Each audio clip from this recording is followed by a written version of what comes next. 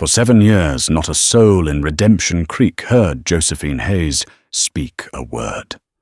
Not since the fire that claimed her family and scorched her memory into silence. She was a ghost in her own life, a phantom tending her uncle's dusty ranch, her voice buried under a mountain of grief. The townsfolk saw a broken girl. Her uncle saw a pair of working hands. But the silence that defined her was not an emptiness. It was a dam holding back a flood. And on a blistering Tuesday afternoon, the floodgates began to crack as 5 Apache warriors crested the ridge, their silhouettes stark against the unforgiving sun.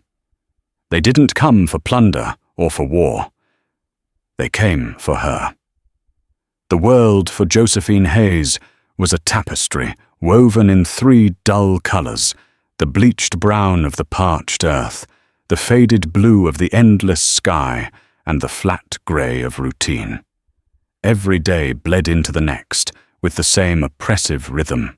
Sunrise meant hauling water from the well, its crank groaning like a man on his deathbed.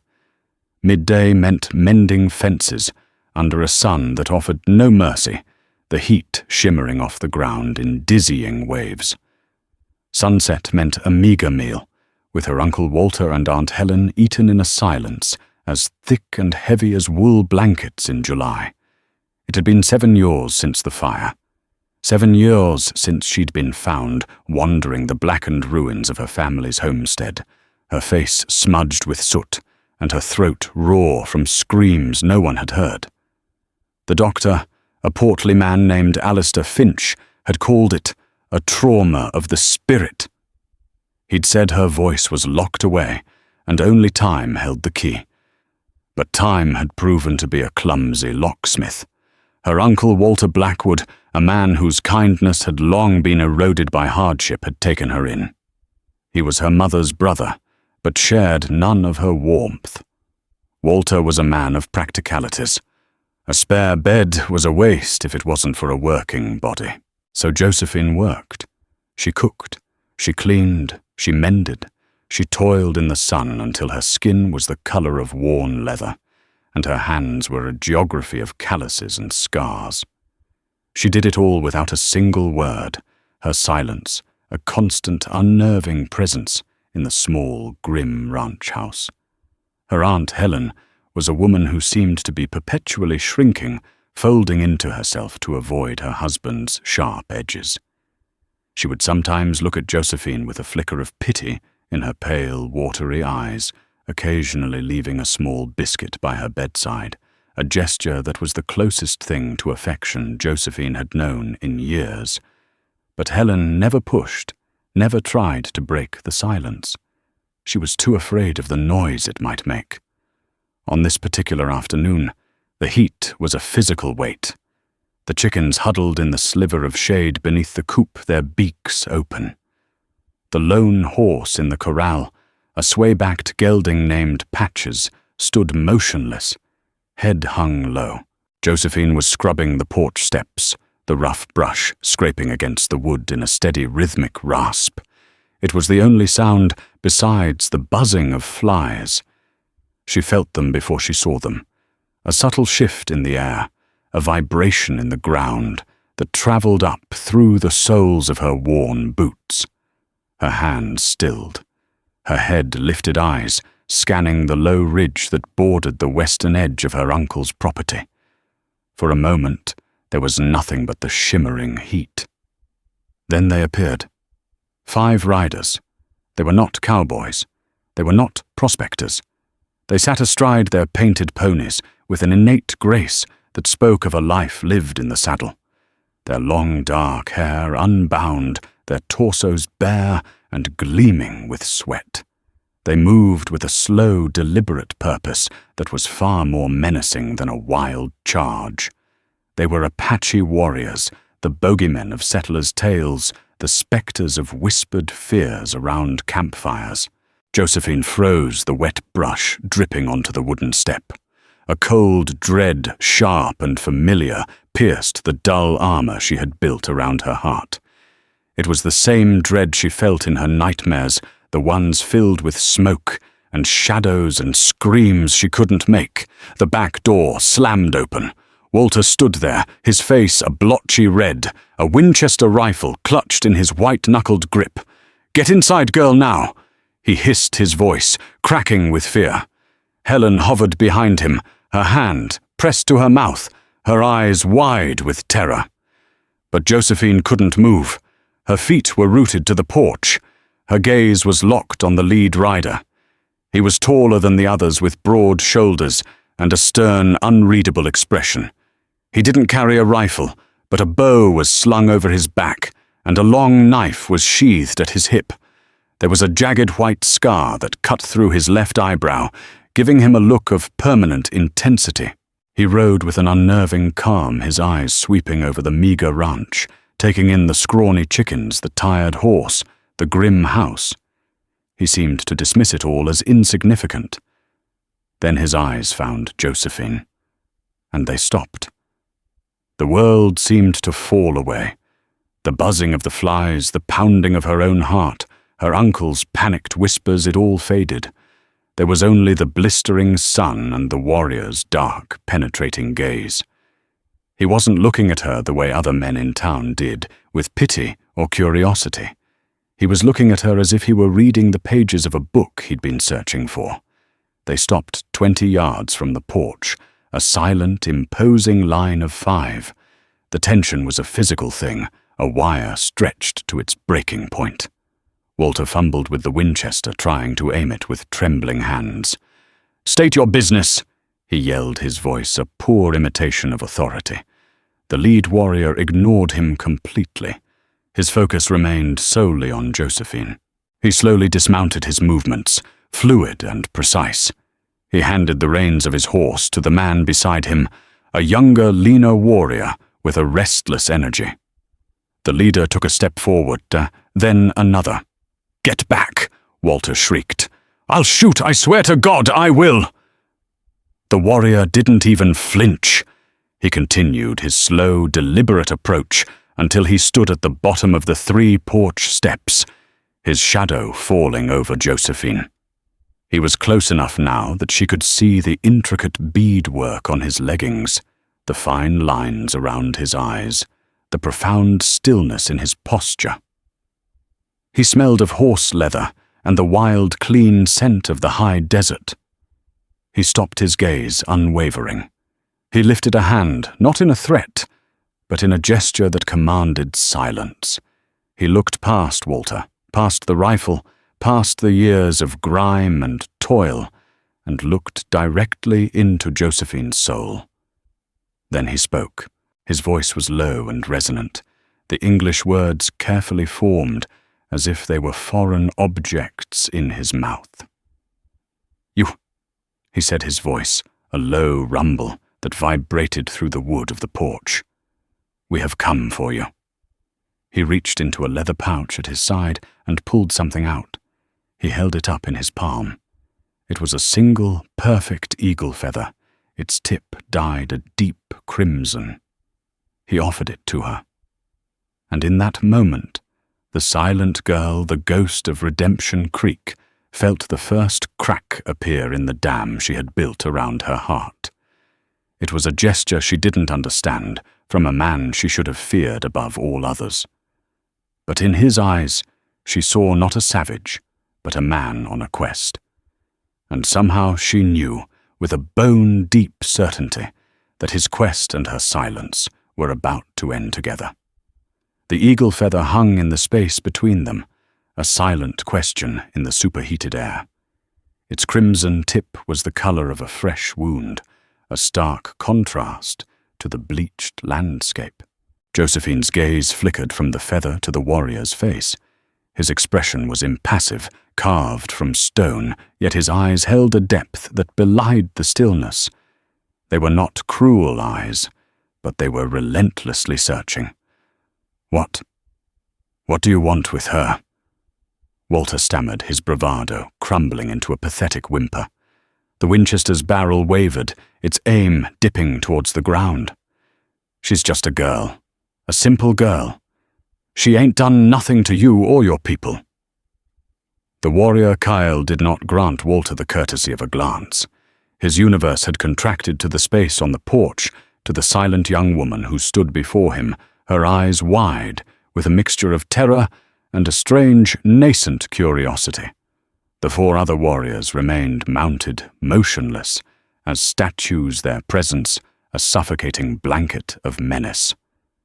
There was Rorik, the one holding Kyle's horse, his face a mask of youthful arrogance and impatience.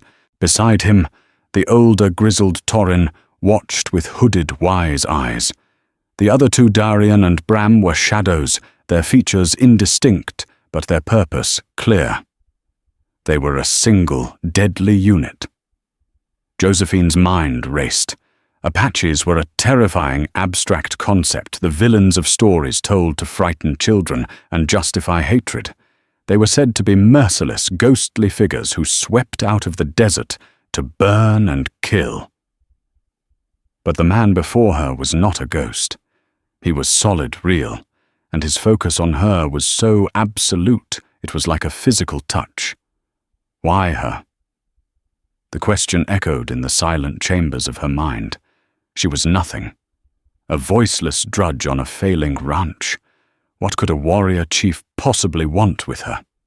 Kyle spoke again, his voice still low, but carrying an undeniable authority that cut through the tension.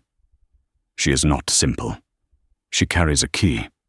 He gestured slightly with his chin towards Josephine's neck. Instinctively, Josephine's hand went to the hollow of her throat. Beneath the collar of her drab calico dress, tucked against her skin, was the only thing she had left of her mother, a small, tarnished silver locket on a leather cord. It was dented and worthless to anyone else, but it was her anchor to the life that had been stolen from her. She had never taken it off. How could he possibly know about it? "I don't know what you're talking about," Walter blustered, stepping forward slightly. "Now get off my land before I—" Kyle finally turned his head, a slow, deliberate movement. His dark eyes met Walter's, and the rancher's words died in his throat. In that one look was a promise of violence so swift and final that the heavy Winchester suddenly seemed like a child's toy. Walter visibly shrank, taking a half step back. Kyle turned back to Josephine. "Your father." He said the words precise. His name was Thomas Hayes. A jolt went through Josephine, as if she'd been struck by lightning. No one had spoken her father's name in years. To Walter and Helen, her parents were a painful memory best left buried. To hear it from the lips of this stranger, this Apache warrior, was a disorienting shock. A memory sharp and painful flashed behind her eyes. Her father, tall and kind, his hand smelling of wood shavings, smiling as he fastened the locket around her neck. She gave an involuntary, almost imperceptible nod. It was the first time she had directly responded to anyone in years. A flicker of something satisfaction perhaps crossed Kyle's face. Thomas Hayes was a man of his word, a keeper of promises. We must know if his daughter is the same. He took a step up onto the porch. Helen let out a small, terrified squeak and scurried back into the house. Walter stood frozen, his face ashen. Kyle was now level with Josephine, so close she could feel the heat radiating from his body. He was not threatening her, not in the way a common bully would. His presence was simply overwhelming, a force of nature. "We are tracking men," Kyle explained, his voice dropping even lower, meant for her ears alone. "White men. They came to our winter grounds. They are killers and thieves. They follow a serpent who leaves a trail of lies. This trail has led us here, to this land, to you." Josephine's heart hammered against her ribs. White men, not Apaches. The official story, the one Sheriff Brody from Redemption Creek had settled on, was that a renegade Apache band had been responsible for the fire that killed her family. It was the accepted truth the fuel for the town's simmering hatred. Kyle saw the confusion and fear in her eyes. He gestured again towards the locket. "The mark on the silver. Show me." His voice was not a request, but a soft command. Hesitantly, her trembling fingers fumbled with the clasp of her dress. She pulled the leather cord over her head. The locket felt warm against her skin. She held it out on her flattened palm. The silver was dull with age, but on its surface was a small, crudely etched symbol, a circle with a single jagged line running through it like a crack or a lightning bolt. It was a mark her father had carved himself. She'd always thought it was just a simple design. Kyle looked at the symbol, and for the first time his impassive mask slipped. A deep, profound sorrow entered his eyes, mixed with a grim resolve. He looked from the locket back to her face. "It is the mark of the broken treaty," he said. "A promise of peace made between my grandfather and yours a generation ago. Your father was the guardian of that pact on your side. The serpent we hunt is the son of the man who broke it." He paused, letting the weight of his words sink in. "These men we track. They move through canyons and hidden passes, known only to the people and to those who were shown them in trust. Your father knew these paths. The knowledge is our map, and it was a map he held." The pieces began to fall into place, forming a picture that terrified Josephine more than the warrior standing before her. Her father hadn't been a random victim. He had been a target. The fire hadn't been a senseless act of violence. It had been an execution. "We need the map," Kyle stated plainly. "We do not believe it died with him. We believe he passed it to you. In here." He tapped a single finger gently against the locket in her palm. Josephine stared at the locket, then back at him, her mind a whirlwind of confusion. A map in the locket. It didn't make any sense.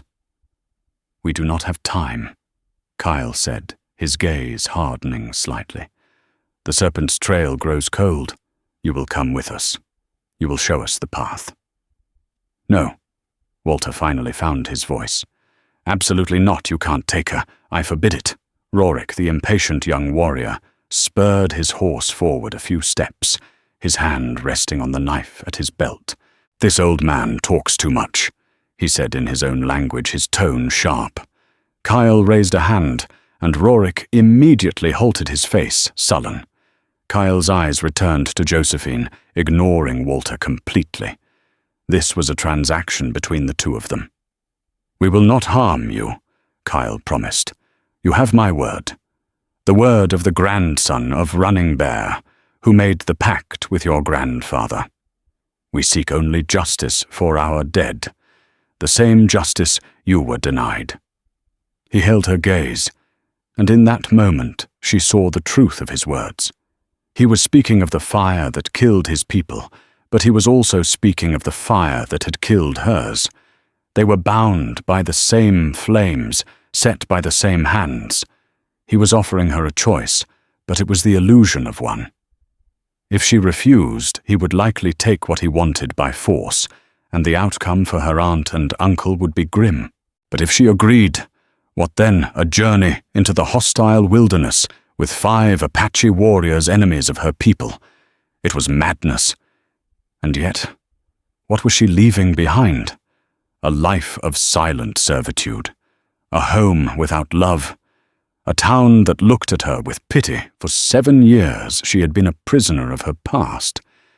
Maybe this was a key. Not her father's map, but a key to her own cage. She looked at her uncle cowering behind his rifle. She thought of the whispers in town, the lonely nights, the endless grinding labor. And then she looked at Cale at the promise of an answer, of a reckoning for the crime that had shattered her world. Her decision was made, not in her head, but in a deep, primal part of her that had been dormant for years. She closed her hand around the locket, her knuckles white. She lifted her chin and met Kyle's gaze directly. She didn't speak. She didn't need to.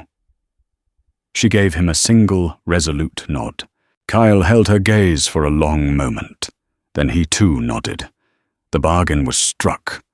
Not in words, but in a silent understanding that passed between the warrior and the voiceless girl. He turned and walked back to his horse, his movements economical and sure. "What are you doing?" Walter gasped, his face a mask of disbelief. "Josephine, you can't." Josephine ignored him. She turned and walked back into the house, her steps firm. Helen was sobbing quietly in a corner. Josephine went straight to her small, bare room. She pulled a sturdy pair of her uncle's old boots from under the bed, grabbed a canvas water canteen and a worn wool blanket. She was no longer the frightened girl on the porch. A purpose had ignited within her. When she came back out, Kyle was mounted. He gestured to Bram, the youngest of the group, who led a spare horse forward. It was a sturdy Mustang, bridled, but with no saddle. Josephine didn't hesitate. She slung the canteen and blanket over her shoulder, walked past her sputtering uncle, and with a practiced movement from years of handling farm animals, she swung herself onto the horse's back. She sat tall, her back straight, and looked at Kyle. For the first time in 7 years, she felt something other than grief or fear. It was a dangerous, thrilling spark of something new. Kyle looked at her, then at the 4 warriors beside him. He gave a sharp command in his own tongue. Without a backward glance at the dilapidated ranch or the 2 stunned figures on the porch, they turned their horses and rode west back towards the ridge. Josephine Hayes, the silent girl, rode with them, leaving the ashes of her old life behind for the fire of an unknown future. The world beyond Walter Blackwood's ranch was vast and violently beautiful. They rode into a land of towering rock formations that clawed at the sky, their sandstone faces painted in shades of ochre crimson and burnt orange by the setting sun. The silence here was different from the oppressive quiet of the ranch.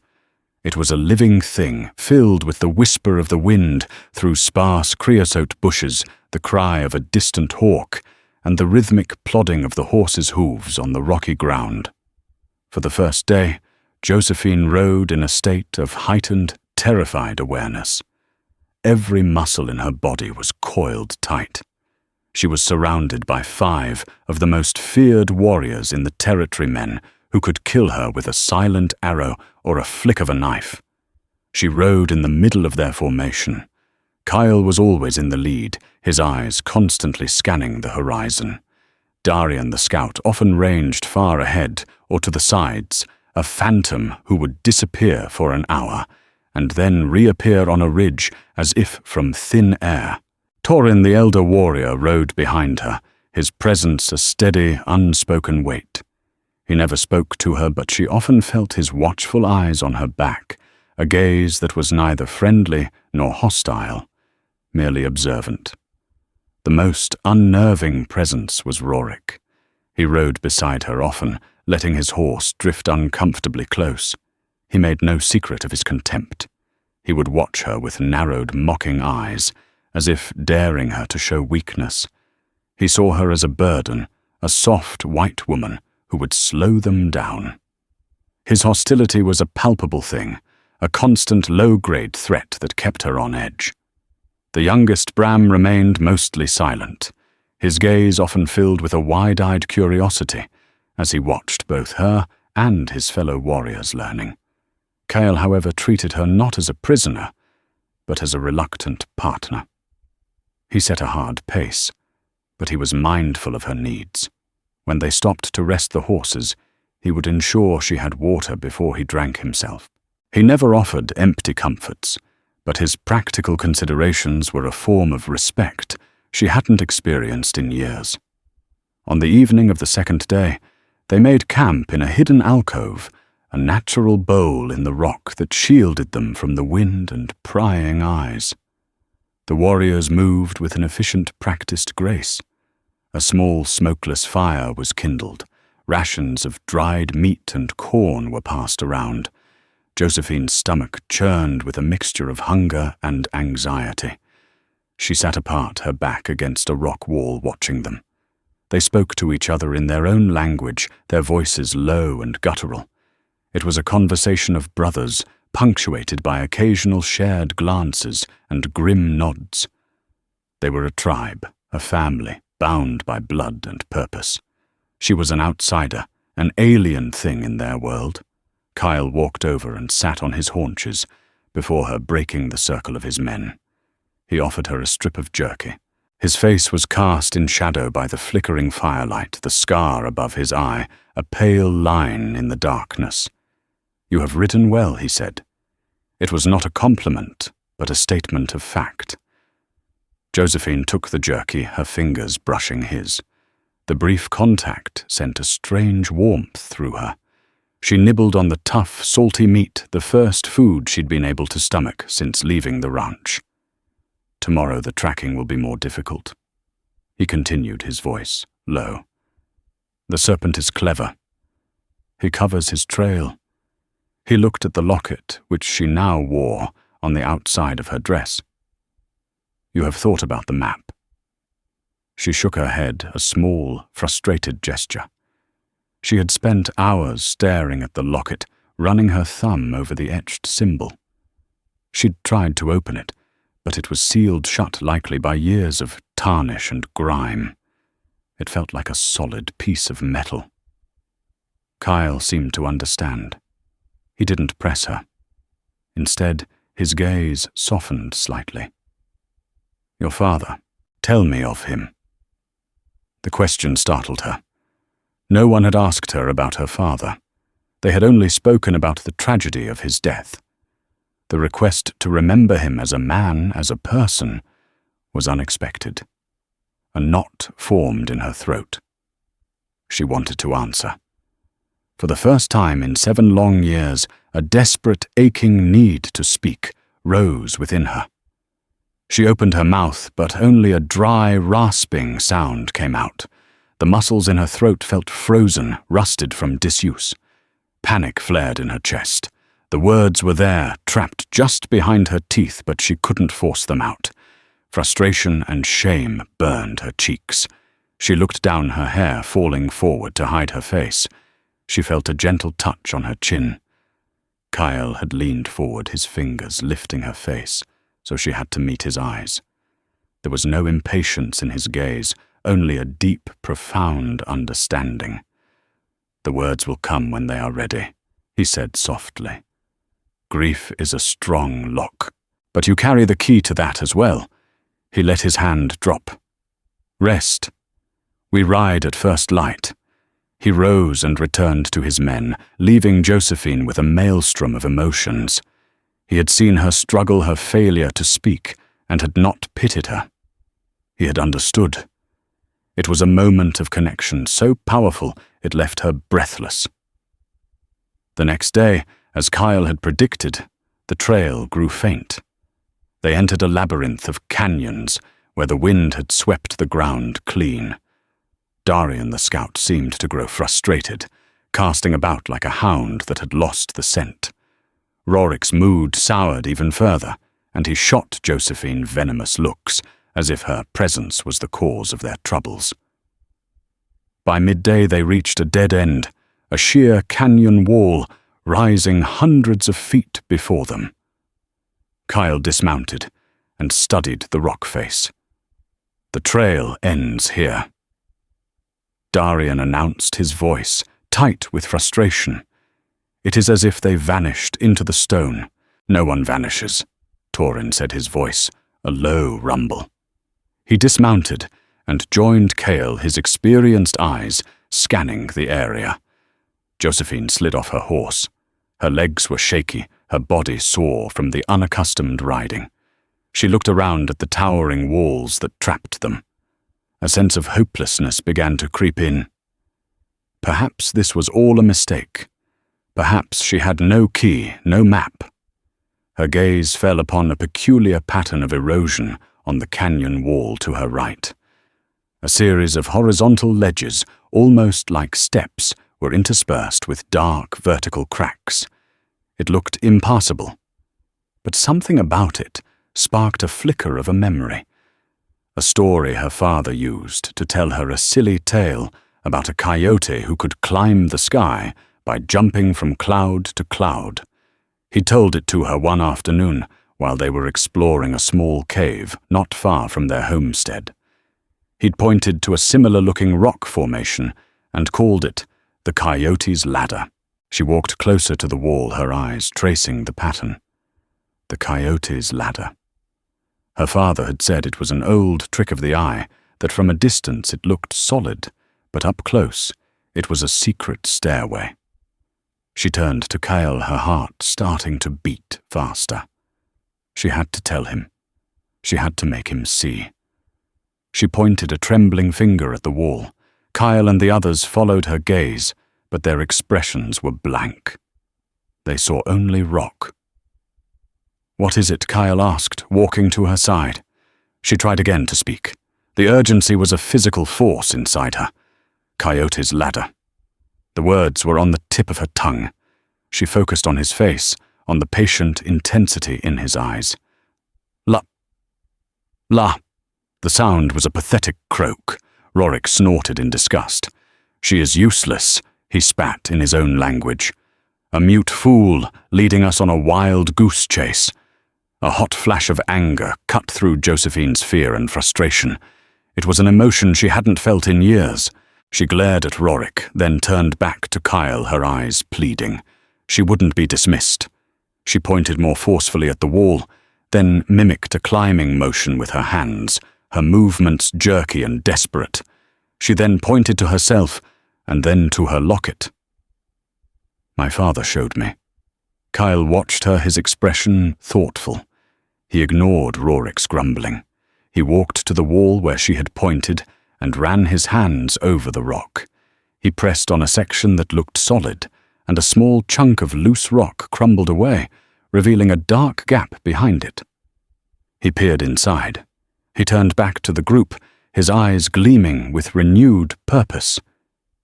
"It is a passage, concealed." He looked at Josephine, and a slow look of dawning respect spread across his face. "The map is not just in the locket. It is in you, in your memory." He had understood. He had listened to her silent language. Torin let out a low grunt of approval, while Darian and Bram looked at her with new eyes. Only Rorik remained sullen, though even he seemed grudgingly impressed. Kyle walked back to her. Thomas Hayes was a wise man, he said, his voice holding a new warmth. He gave his greatest treasure, his knowledge, to the one person no one would ever think to question. The silent girl. In that moment, standing in the heart of the desolate canyon, Josephine felt a part of herself click into place. She was not a broken thing. She was a guardian. Her silence had not been a weakness, it had been a shield. And now the trail of whispers from her past was beginning to speak, and she was the only one who could hear it. The passage of the Coyote's Ladder was a tight, claustrophobic fissure in the rock, just wide enough for a horse to pass through single file. It twisted and turned in near total darkness for what felt like a mile before opening up into a hidden valley, a slash of impossible green nestled between the towering red rock mesas. A shallow creek snaked through a meadow of tall grass, and a grove of cottonwood trees offered a welcome respite from the relentless sun. It was a sanctuary, a place completely invisible from the outside world. And it had been violated. The stench hit them first, the coppery smell of old blood, and the foul odor of death left to fester in the heat. As they emerged from the passage, the scene unfolded before them. It was a small, temporary encampment. A few lean-to shelters had been smashed, their hides torn. The ashes of a cold fire pit were scattered, and amidst the tall grass lay the bodies. There were 3 of them, all Apache. An old man and 2 women left where they had fallen. They had been dead for several days. Kyle dismounted his face, a grim, unreadable mask, but Josephine could see the muscle twitching in his jaw. His men followed suit, their earlier animosity towards her forgotten, replaced by a shared, simmering rage. Josephine's stomach heaved. She turned away, her hand flying to her mouth. The sight brought back the memories of her own family's homestead, the smell of smoke, the unnatural stillness, the horrifying ruin of what was once home. A wave of dizziness washed over her. A firm hand gripped her elbow, steadying her. It was Torin. The old warrior's face was etched with grief, but his eyes, when they met hers, held a surprising gentleness. He said nothing, but his steadying presence was enough. Kyle walked through the desecrated camp, his eyes missing nothing. He knelt by the body of the old man, closing the sightless eyes with his fingers.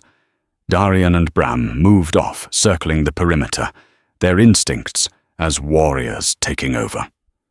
Rorik stood rigid, his hands clenched into fists, his young face contorted with a grief so raw it was painful to witness. My grandfather's cousin Cale, said his voice flat and hard. He was a keeper of stories. He would stay in the old places during the warm months. He looked at the two women, his daughters. The scene was all wrong for a typical raid. There was no sign of a struggle. Valuables, pottery-woven blankets, a few silver ornaments were left untouched. This was not about plunder. It was an execution, just like the one that had claimed her family. They were looking for something. Torin rumbled his gaze, sweeping the camp. Darian returned from his circuit of the meadow. He held something in his hand.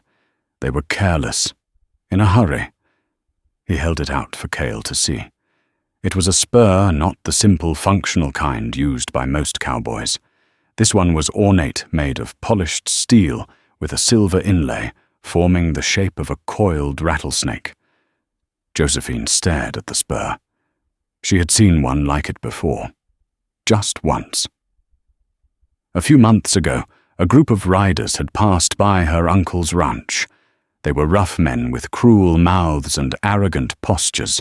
Their leader had stopped to water his horse, and the sun had glinted off the identical snake spur on his boot. He was one of Bartholomew Thorne's foremen. Bartholomew Thorne. The name was a blight on the territory. He was a cattle baron who had amassed a vast empire of land through methods that were whispered to be as brutal as they were effective. He bought out those he could and crushed those he couldn't. His ranch, the Rattlesnake Crest, bordered the lands to the east, and he was known for his insatiable hunger for more territory. Kyle took the spur, his knuckles white, the serpent marks his own. He then walked to a spot near the cold fire pit where the earth was disturbed. He knelt and began to carefully dig with his hands. After a moment, he uncovered the edge of a small, leather-bound chest that had been hastily buried. It was empty. Its lock had been broken. Kyle sat back on his heels, a look of profound loss on his face. They found it. What was it? Rorik asked, his voice choked with rage. The treaty stick. Kyle answered, his eyes dark with memory. The other half of the pact, carved by my grandfather and Thomas Hayes's grandfather. It told the story of the treaty, the marking of the lands, the promise of peace. It was our proof, our history. The truth slammed into Josephine with the force of a physical blow.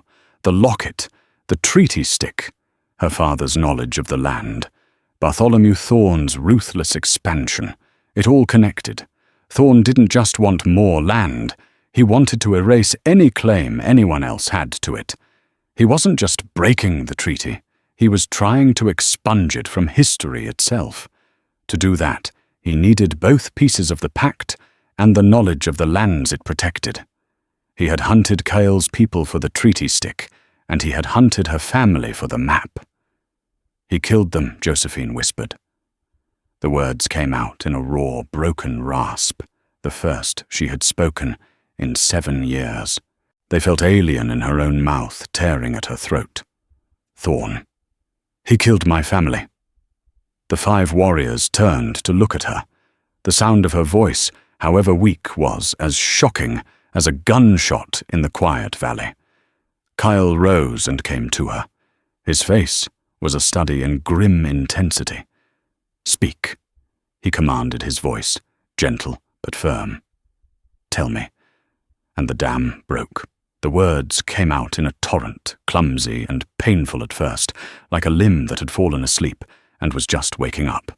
She told him about the night of the fire, the sounds of strange men's voices before the flames erupted, voices that were not Apache.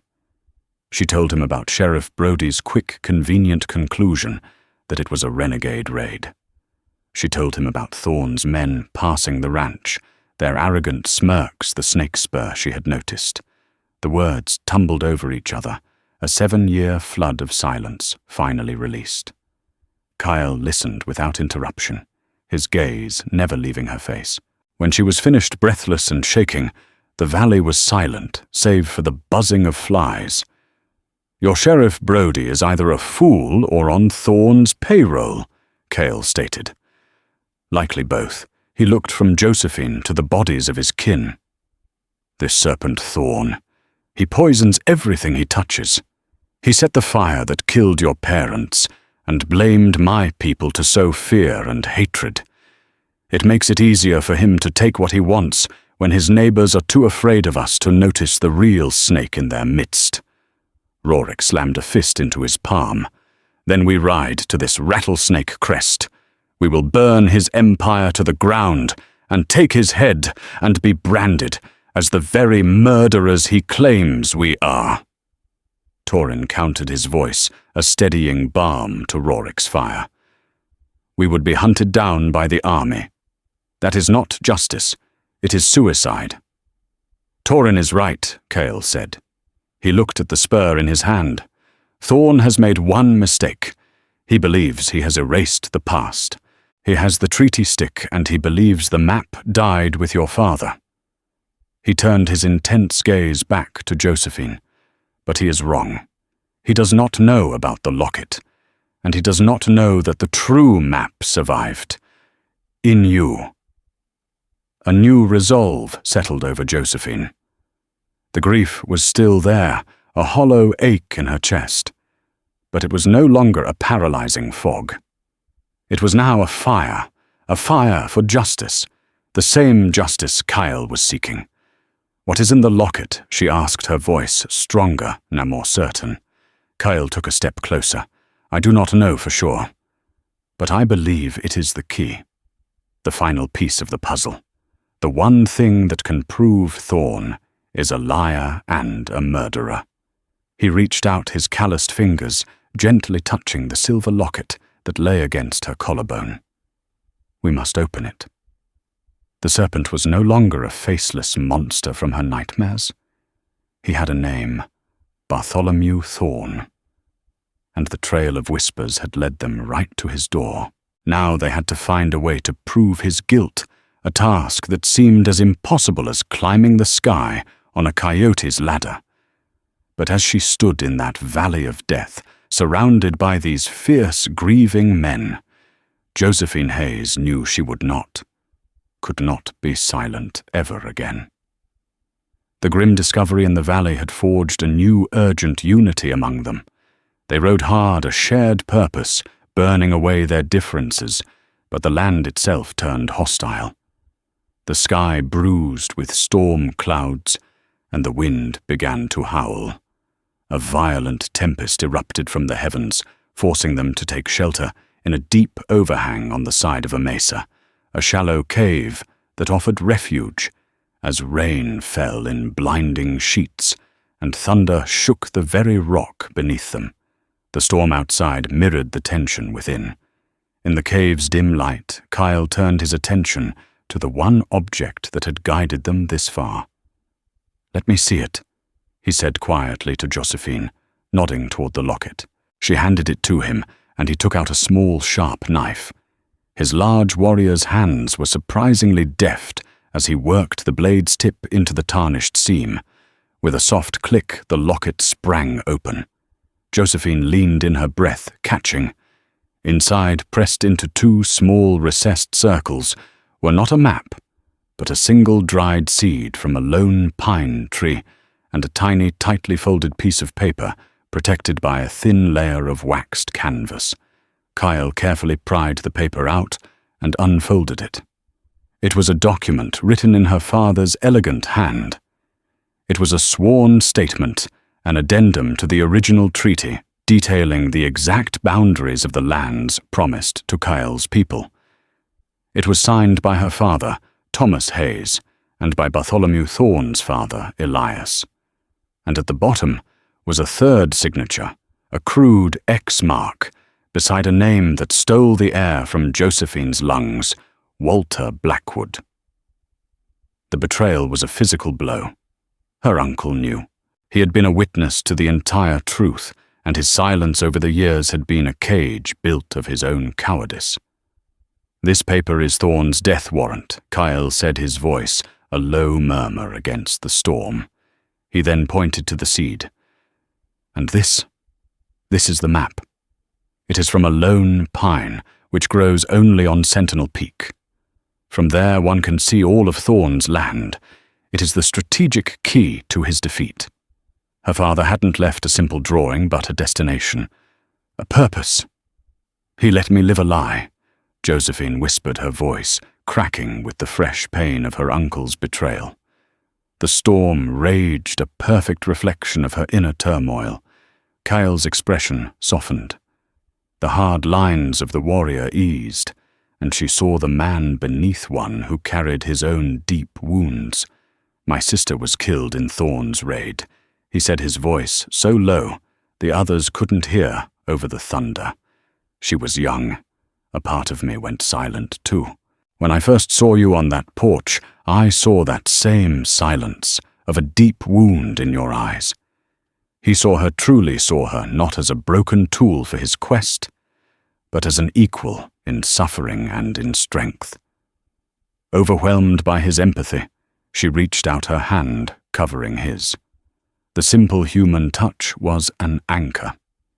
In the gloom of the cave, they were not Apache and white, but two survivors bound by the same fire. He didn't offer empty romance, but something far more profound, a shared heart, a mutual respect that acknowledged her strength and validated her pain. As the storm outside began to subside, a new comfortable quiet settled between them. It was not the silence of fear, but of understanding and resolve. Josephine clutched the locket that held her father's justice. She finally knew her destination. She was going to Sentinel Peak. From the vantage of Sentinel Peak, Bartholomew Thorne's ranch was a fortress. A direct assault was suicide. Cale's plan was audacious and far more dangerous. They would defeat Thorne not with arrows, but with the truth in the heart of Redemption Creek itself. He sent his warriors ahead to create a diversion and provide cover. Then he and Josephine walked into the hostile town alone. Their arrival on the dusty main street was like a lit match dropped on dry tinder. The town went silent, windows filling with stunned faces, as the spectacle of the silent girl returned with a lone Apache warrior unfolded. Their path was quickly blocked by Thorne himself, flanked by his hired guns. Well, Thorne sneered. The lost lamb returned with one of her kidnappers. Before Cale could respond, a trembling voice cut through the tension. "She's not his prisoner." It was Walter Blackwood, standing on the steps of the general store with a shotgun. "My name is on that treaty," he confessed, his voice gaining strength. "As a witness?" I stayed quiet out of fear, but no more.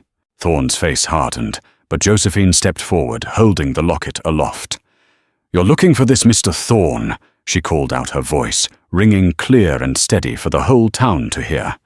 She opened the locket and produced the small folded paper. "This is the treaty addendum signed by your father and mine. It's proof you murdered my family to steal their land and bury the truth." As the crowd gasped, Cale tossed a silver-inlaid spur into the dust at Thorn's feet. "And this," the warrior's voice, cut like a razor, "is what your foreman left behind when he murdered my kin." Exposed and cornered, the snake did the only thing it could. It struck. Thorn drew his pistol. "You should have stayed silent, girl," he screamed, aiming at Josephine. In a single fluid motion, Cale's knife flew through the air, burying itself in Thorn's gun arm. Simultaneously, Walter's shotgun roared the blast, striking Thorn square in the chest. As he collapsed in a heap, arrows whistled from the rooftops, felling 2 of his men. Outmaneuvered and leaderless, the rest of Thorn's gunmen threw down their weapons in surrender. The reckoning at Redemption Creek was over. Josephine stood tall, unshaken. She had found her voice, and with it, she had delivered justice. The truth settled over Redemption Creek like a shroud, ending Thorn's reign of terror. His men were jailed, and the disgraced sheriff vanished, leaving the town to reckon with its willful blindness. Walter Blackwood, redeemed by a single act of courage, was left to grapple with his shame. Josephine handed the locket and its damning document to her uncle. "This belongs to the town," now she said, her voice steady, "so no one forgets." Seeing his profound regret, she offered what forgiveness she could. "Honor my father's memory. It's all he would have wanted." As dusk painted the sky, she stood with Kyle and his warriors at the edge of town. Their shared journey was over. Their separate paths lay before them. "You will be safe here now," Kyle stated, his gaze turning to the mountains. "You have your voice. You have your truth. And you have your justice," she replied, her heart aching. He reached into a pouch and gently tied an intricately beaded wristband around her wrist. The pattern showed a soaring hawk. "For the woman who speaks truth and climbs mountains," he said softly. "So you do not forget the strength you found." She looked at the gift, a piece of his world, a token of a bond that distance could not break. A final, unspoken understanding passed between them. Then, with a solemn nod, Kyle swung onto his horse, and without a backward glance, led his men into the growing darkness. Josephine watched until they were gone, the fading hoofbeats, a final goodbye. She was alone, but for the first time she was not lonely.